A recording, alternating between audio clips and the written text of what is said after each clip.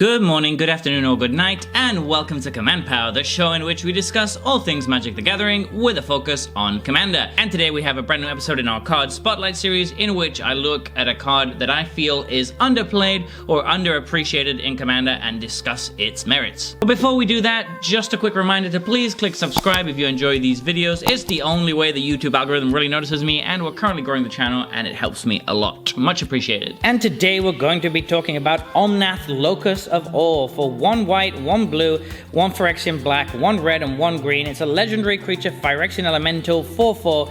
If you would lose unspent mana, that mana becomes black instead. And at the beginning of your pre-combat main phase, look at the top card of your library. You may reveal that card if it has 3 or more colored mana symbols in its mana cost. If you do, add 3 mana in any combination of its colors and put it into your hand. If you don't reveal it, put it into your hand. So this is really sweet. It's obviously quite fun that we're getting a Phyrexianized version of Omnath, and finally, he is all colors. The only color that was missing from him is black, and even though it's Phyrexian black, it's still kind of cool that he's getting that. On power level, this seems pretty strong because you can play this on turn 4, and that's pretty early for this kind of ability, which is going to allow you to float mana and keep it for the rest of the game while he's alive. But what I'm really interested about, and the reason I wanted to make a video about this card, is that second ability. The one that's going to let you reveal the top card of your library, and if it has 3 or more colored pips on it, you're going to straight up put it into your hand and add 3 mana in any combination of that card's colors. That's incredibly awesome. It's a really cool build around that we've never seen before. You're literally going to have to build around stuff that has 3 or more colored pips, but it doesn't necessarily matter if they're all the same or different. So I could see a bunch of different ways to use this. You could use it as a black heavy commander where a lot of the cards in your deck have triple black. Something like Crick would be really good, or Debt to the Deathless, or things of that nature, because your mana is going to become black if it's unspent, so you might as well be adding as much of it as possible. Or you could build it into kind of a charm deck and include something like Ramos Dragon Engine in there, because it works fantastically well with any 3 color card that's only 3 mana, such as the Charm Cycle, seeing as you're going to draw the card and then you're going to be able to immediately cast it with the mana he gives you, thus making it free, which is really solid.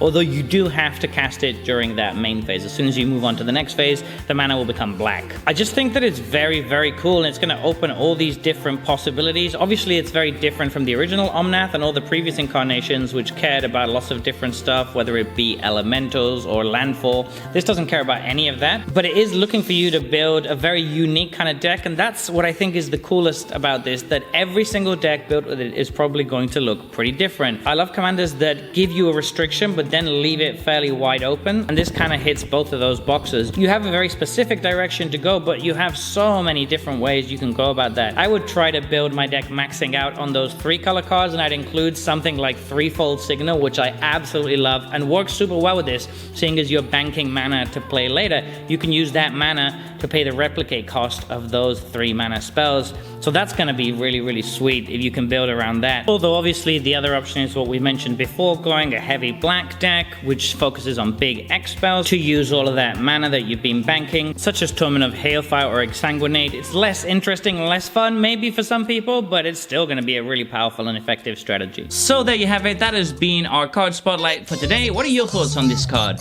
Let me know in the comment section below. I read all comments and respond to all of them too. And if you enjoyed this video, don't forget to click like or subscribe. It really helps the channel. And until next time, take care. Woo!